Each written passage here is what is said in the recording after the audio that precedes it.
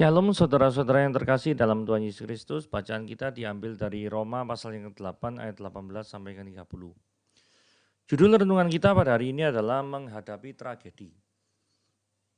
Hannah Whitall Smith, penulis buku The Christian Secret of Happy Life, menafsirkan bahwa kata kebaikan dalam Roma 8 ayat 28 bermakna serupa atau segambar dengan Kristus.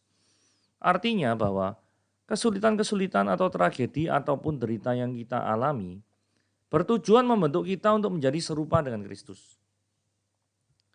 Paulus menulis ayat ini untuk meluruskan ajaran-ajarannya yang diputarbalikkan oleh beberapa pengajar Yahudi. Mereka menyampaikan bahwa keselamatan itu bertumpu pada perbuatan baik. Mereka juga mengajarkan bahwa kesusahan dan kesulitan itu adalah bentuk hukuman dari Allah. Paulus menyanggahnya bahwa derita dan kesulitan yang mereka alami bukanlah hukuman dari Allah. Melainkan Allah izinkan itu terjadi untuk kebaikan mereka. Nah, dalam hidup ini kita banyak menghadapi berbagai tragedi. Setiap tragedi yang kita alami menurut Alkitab tidak terjadi secara kebetulan.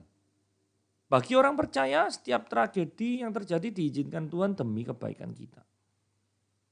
Dengan pengertian seperti ini, marilah kita menghadapi setiap tragedi yang kita alami dengan perspektif yang baru. Bahwa setiap hal menyakitkan yang terjadi dalam hidup kita adalah karena hal itu diizinkan Allah demi kebaikan kita agar semakin serupa dengan Kristus. Rick Warren pernah berkata, jika Bapa mengizinkan anaknya yang dikasihnya mengalami penderitaan yang sangat menyakitkan, bahwa maka ia juga akan mengizinkan kita mengalami hal yang serupa. Pengalaman menyakitkan dan hal-hal memalukan yang paling kita ingin lupakan akan Tuhan pakai untuk pelayanan yang lebih besar. Mari kita baca bacaannya terlebih dahulu. Roma 8 ayat 18 sampai 30. Sebab aku yakin bahwa penderitaan zaman sekarang ini tidak dapat dibandingkan dengan kemuliaan yang akan dinyatakan kepada kita. Sebab dengan sangat rindu seluruh makhluk menantikan saat anak-anak Allah itu dinyatakan. Karena seluruh makhluk telah ditaklukkan kepada sia-siaan bukan oleh kehendaknya sendiri, tetapi oleh kehendak Dia yang telah menaklukkannya. Tetapi dalam pengharapan, karena makhluk itu sendiri juga akan dimerdekakan dari perbudakan kebinasaan dan masuk ke dalam kemerdekaan kemuliaan anak-anak Allah. Sebab kita tahu bahwa sampai sekarang segala makhluk sama-sama mengeluh dan sama-sama merasa sakit bersalin. Dan bukan hanya mereka saja, tetapi kita yang telah menerima karunia sulung roh, kita juga mengeluh dalam hati kita sambil menantikan pengangkatan sebagai anak, yaitu pembebasan tubuh kita. Sebab kita diselamatkan dalam pengharapan, tetapi pengharapan yang dilihat bukanlah pengharapan lagi. Sebab bagaimana seorang masih mengharapkan apa yang dilihatnya. Tetapi jika kita mengharapkan apa yang tidak kita lihat, kita menantikannya dengan tekun. Demikian juga Roh membantu kita dalam kelemahan kita. Sebab kita tidak tahu bagaimana sebenarnya harus berdoa. Tetapi Roh sendiri berdoa untuk kita kepada Allah dengan keluhan-keluhan yang tidak terucapkan. Dan Allah yang menyelidiki hati nurani mengetahui maksud Roh itu, yaitu bahwa ia sesuai dengan kehendak Allah berdoa untuk orang-orang kudus. Kita tahu sekarang bahwa Allah turut bekerja dalam segala sesuatu untuk mendatangkan kebaikan bagi mereka yang mengasihi Dia, yaitu bagi mereka yang terpanggil sesuai dengan rencana Allah. Sebab semua orang yang dipilihnya dari semula, mereka juga ditentukannya dari semula untuk menjadi serupa dengan gambaran anaknya, supaya ia anaknya itu menjadi yang sulung di antara banyak saudara. Dan mereka yang ditentukannya dari semula, mereka itu juga dipanggilnya. Dan mereka yang dipanggilnya, mereka itu juga dibenarkannya. Dan mereka yang dibenarkannya, mereka itu juga dimuliakannya. Nah, saudara, mari kita lihat ya. Ayat 18. Sebab aku yakin bahwa penderitaan zaman sekarang gak dapat dibandingkan dengan kemuliaan yang dinyatakan kepada kita. Nah, Di sini memang ada tokoh-tokoh dari serial Korea Vagabond ya. Tetapi saya hanya pinjam namanya saja. Yang saya ceritakan ini tidak ada di dalam serial Vagabond ya. Saya cuma minjem nama tokohnya saja. Supaya lebih mudah membayangkan. Jadi gini ceritanya. Ada seorang pria ini namanya Cha Dal-gyeon. Cha Dal-gyeon ya. Ini jatuh cinta dengan namanya Go Harry. Go Harry. Oke. Nah, karena jatuh cinta, nah ini dari keluarga yang kurang mampu. Jadi yang sang pria ini singkat cerita pengen pergi ke luar kota, bahkan ke luar negeri. Untuk mencari pekerjaan yang lebih layak. Karena mereka berdua tinggal di desa, sehingga sehingga pemuda ini tidak mempunyai banyak kesempatan untuk berkarir dalam desanya, sehingga memutuskan untuk pergi ke kota, ke luar negeri, ke luar kota. Gitu ya. Nah, setelah ditinggal, Go Harry ini nangis terseduh-seduh. Nangis sekali terseduh-seduh. Padahal sebelumnya mereka itu mesra seperti ini ya, gambar yang di kanan ini. Mesra sekali, tertawa, tertiwi. Nah, kemudian yang terjadi ini anggapannya zaman kuno ya. Jadi nggak ada telepon, nggak ada WhatsApp, nggak ada internet. Jadi lama-lama menanti, Go Harry ini bingung. Ini Cha Dal-gyeonnya kok nggak pulang-pulang. Ini kenapa nih kok nggak pulang-pulang. Gitu. Nah kemudian selama masa tunggunya ini Go Harry diganggu oleh banyak laki-laki yang ingin mendekatinya. Bahkan keluarganya sendiri mengatakan, sudahlah. Pria itu tidak mungkin kembali. Pria itu tidak mungkin kembali. Kamu cari orang lain saja. Sudah tinggalkan dia. Memangnya pria yang baik di dunia ini cuma satu dia tok. Enggak kan. Wah mulai godaan-godaan itu 1 tahun pertama sabar tunggu. 2 tahun pertama sudah mulai goyah. Terus kemudian datanglah di tahun ketiga pria yang nanyanya Ki Taeyong. Ki Taeyong ini terus menerus mendekati Go Harry. Dan yang terjadi adalah Go Harry mulai goyah.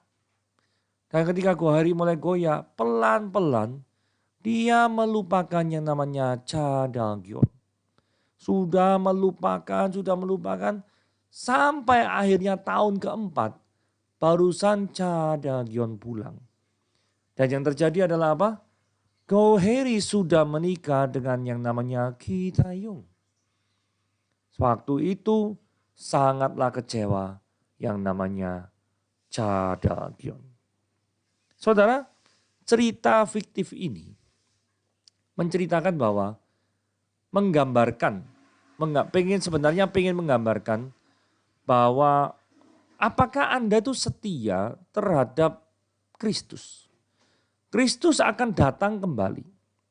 Kristus berjanji akan datang kembali. Apakah saudara juga setia terhadap janjinya? Yang tadi di Roma 8 ayat 28 ya. Bahwa Allah turut bekerja dalam segala sesuatu untuk mendatangkan kebaikan bagi orang yang mengasihi dia. Ya, bagi orang yang terpanggil sesuai dengan rencananya. Apakah Anda percaya bahwa penderitaan yang Anda alami sekarang ini itu penderitaan yang sifatnya sementara. Yang tidak dapat dibandingkan dengan kemuliaan yang dinyatakan kepada kita. Memang di dalam masa penantian ini, ketika seorang mengalami penderitaan dalam kehidupan ini, terutama ketika seorang menderita karena kebenaran, maka yang terjadi adalah banyak sekali kita tergoda untuk meninggalkan iman kita. Benar juga? Ada godaan-godaan seperti Ki Taeyong ini modelnya nih. Sama seperti orang ini. Yang goda-goda Go Harry ini. Ya, ingat ya sekali lagi ini contoh tidak ada di dalam adegan Vagabond. Ini adalah adegan fiktif yang saya ciptakan untuk mengilustrasikan ayat 18 ini. Jadi kembali lagi ke ayat ini. Sebab dengan sangat rindu seluruh makhluk menantikan saat anak-anak Allahnya. Jadi ada suatu kerinduan bagi seorang Kristen. Itu untuk menantikan pengharapan yang luar biasa. Dan mereka harus bertahan. Atau lebih tepatnya kita orang Kristen harus bertahan di tengah menghadapi penderitaan karena nama Kristus. Bertahanlah. Karena kalau Anda ketika mengalami penderitaan itu menyimpang dan menyeleweng dan meninggalkan iman, yang terjadi adalah sama seperti Cha Da-gyeon itu kecewa melihat Go Heri sudah menikah dengan Ki Tae-yong. Begitu ya, kurang lebih ya. Oke, kita tinggalkan drama Koreanya terlebih dahulu. Kita lanjutkan ayat yang ke-20. Karena seluruh makhluk telah ditaklukkan pada kesia-siaan, bukan oleh kehendaknya sendiri, tapi oleh kehendak Dia yang telah menaklukkannya. Jadi kehidupan orang percaya itu pasti tersiksa dengan adanya ketidakbenaran yang merajalela. Betul ya? Kalau ada ketidakbenaran yang merajalela, hidup kita tuh tersiksa apa enggak? Atau kita tuh enggak peduli, diem aja lah. Nggak ada ketidakbenaran, diem aja. Ada ajaran sesat, maksudnya itu sesat kan bukan aku, kok orang lain kok. Biarno lah. Apa kayak gitu ya sikap kita ya? Nah kalau kayak gitu sikap kita itu bahaya loh. Sangat-sangat bahaya. Terus apakah kita mengalami kesesakan ketika ada suatu ketidakbenaran merajalela? Atau kita diam saja? Seperti yang saya ceritakan tadi ya. Suatu tindakan harus dilakukan terhadap ketidakbenaran. Sekalipun itu mengganggu kenyamanan kita. Seringkali kita tuh tidak berani melangkah karena itu mengganggu comfort zone kita. Betul tidak? Karena kalau kita do something right, itu mengganggu daripada comfort zone. Sangat-sangat mengganggu. Sehingga seringkali sikap kita lebih banyak berkompromi terhadap situasi dan kondisi. Sekalipun kita tahu kondisi itu tidak benar, daripada menegakkan kebenaran, tetapi kehilangan kenyamanan. Itu yang terjadi. Oke, kita lanjut contoh dari drama Korea sekali lagi. Nah, kalau ini memang kejadian ada di serial Vagabond. Gitu ya. Jadi memang adegan ini diambil ya. Ada suatu, enggak tahu siapa yang mengucapkannya. Saya parafrasekan pokoknya gini. Sebuah kebenaran yang terungkap itu jauh lebih berharga daripada mendapatkan kompensasi uang pengganti dan menerima berita yang ditutupi kebenarannya. Wah, keren ini, keren. Jadi si keluarga korban daripada kecelakaan pesawat di dalam cerita serial drama Korea Vagabond ini, itu tuh lebih pengen tahu kebenarannya tuh pesawat itu disabotase atau memang kecelakaan murni sih. Gitu loh. Jadi pengen tahu memang benar masalah teknis atau memang disengaja karena teroris. Yang benar yang mana? Tolong diungkapkan secara transparan. Karena kebenaran itu jauh lebih penting, jauh lebih indah daripada kompensasi uang pengganti. Wah. Atau saudara lebih milih gini. Sudah enggak ngurus lah. Wong keluarganya ya sudah meninggal kok. Sudah yang penting uangnya mana lah, terima aja lah. Gak ngurus kebenaran pokoknya apa. Yang penting gua terima uang. Lumayan kan kompensasinya miliaran rupiah. Misalkan seperti itu. Saudara segitunya kah? Segitunya sikap saudara terhadap orang yang sudah merawat saudara mungkin? Orang yang sudah menyayangi saudara? Apakah saudara tidak mau mengungkap kematian daripada orang-orang yang sayang pada saudara? Atau saudara lebih senang, ya terima uang lah. Percuma, diceritai ya tidak bisa hidup lagi kok orangnya. Wah ini banyak ya orang yang bersikap seperti itu ya. Apatis. Yang penting uang. Aku dapat terima, gunakan untuk modal, show must go on. Gitu? Atau seperti apa? Saudara yang bisa menjawabnya sendiri. Oke, ini perumpamannya sangat indah sekali ya. Ayat 22. Sebab kita tahu bahwa sampai sekarang segala makhluk itu sama-sama mengeluh dan sama-sama merasa, ini yang saya garis bawah ya. Sama-sama merasa sakit bersalin. Nah, saudara, seorang ibu yang dalam proses melahirkan pasti sakit setengah mati. Tetapi ketika pertama kali dengar tangisan suara bayi, maka rasa sakit itu terbang. Hilang gak tahu kemana. Terus digantikan rasa sukacita yang gak tertahankan. Yang jauh melebihi daripada rasa sakit itu. Karena kehadiran sang anak itu adalah sukacita yang paling indah daripada seorang ibu hamil. Benar ya? Jadi sakit enggak? Oh sakit. Menderita enggak? Menderita. Gitu, menderita luar biasa. Apalagi enggak dibius. Menderita pasti. Menderita. Sakitnya setengah mati. Ya kan? Itulah gambarannya seperti yang Paulus tadi awal ngomong ya. Penderitaan yang kamu alami ini. Itu tidak bisa dibandingkan dengan kemuliaan kekal yang nanti kamu terima loh. Karena penderitaannya itu di dalam kurun waktu. Ada tenggang waktunya. Tapi kemuliaan yang kamu terima. Hidup kekal itu di luar waktu. Kekal selama-lamanya. Lebih besar daripada apa yang pernah kamu bayangkan. Karena apa yang pernah kita bayangkan itu di dalam waktu semua. Kita tidak akan pernah bisa membayangkan di luar waktu toh. Wong kita hidupnya di dalam waktu kok. Ngerti ya maksudnya ya? Nah, sekarang saya loncat ayat yang ke-28 ya. Kita tahu sekarang Allah turut kerja dalam segala sesuatu untuk mendatangkan kebaikan bagi mereka yang mengasihi Dia. Yaitu bagi mereka yang terpanggil sesuai dengan rencana Allah. Nah saudara, di layar yang Anda lihat, itu sekarang kan ada gambar captive in Iran, tertangkap di Iran. Gitu. Ini ada dua wanita yang bernama Maryam Rostampur dan Marsie Amirizadeh. Jadi dua orang ini merupakan true story ya, ini bukan tipu-tipuan ya. Ini true story, dua orang ini dipenjara di Iran karena iman mereka kepada Kristus. Jadi Maryam Rostampur dan Marsie Amirizadeh tahu bahwa mereka mempertaruhkan nyawa mereka. Hukum di Iran itu melarang mereka untuk membagikan kepercayaan Kristen mereka.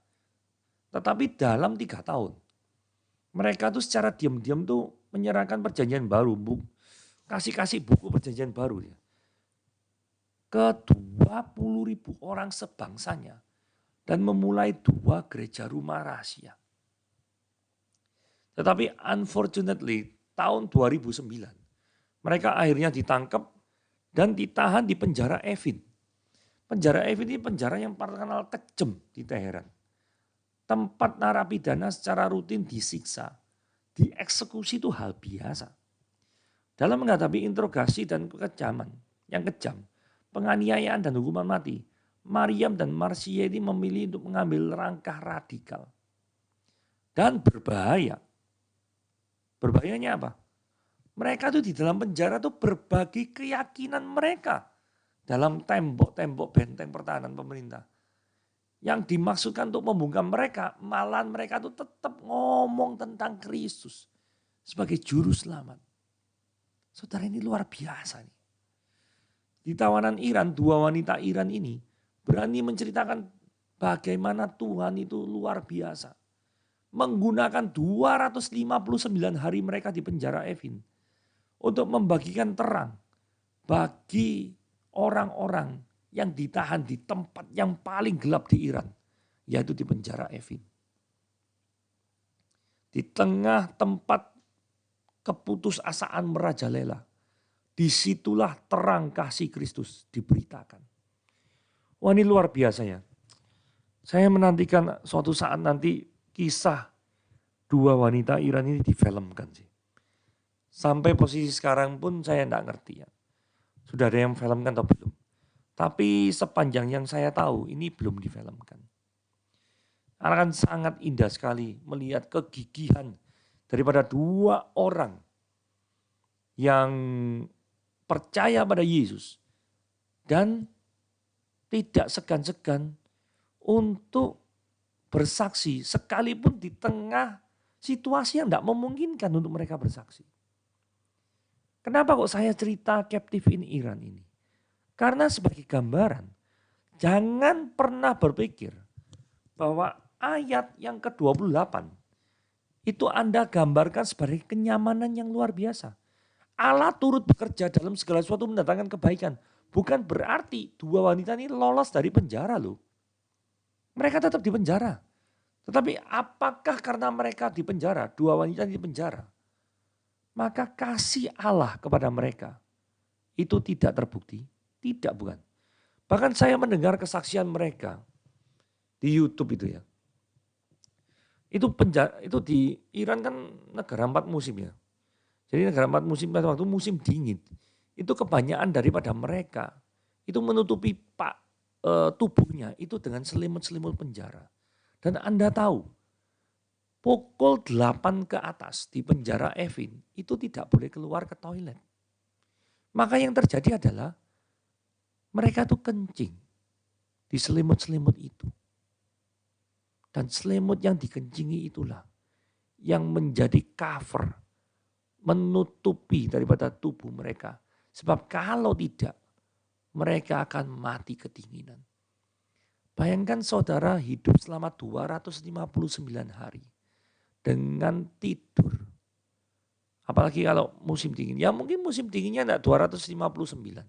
Tetapi mungkin separuhnya saja. Atau seperempatnya saja. 250 bagi 4 lumayan itu. Bagi 2 125, 70, 60 hari.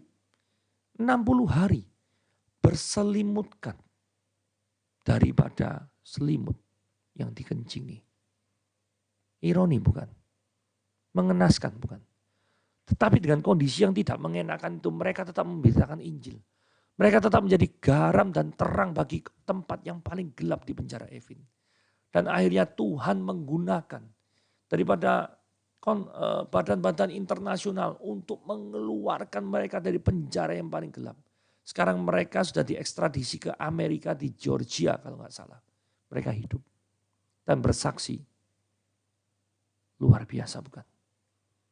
Ini adalah suatu contoh yang luar biasa. Allah itu turut bekerja dalam segala sesuatu untuk mendatangkan kebaikan bagi mereka yang mengasihi Dia. Tuhan Yesus memberkati.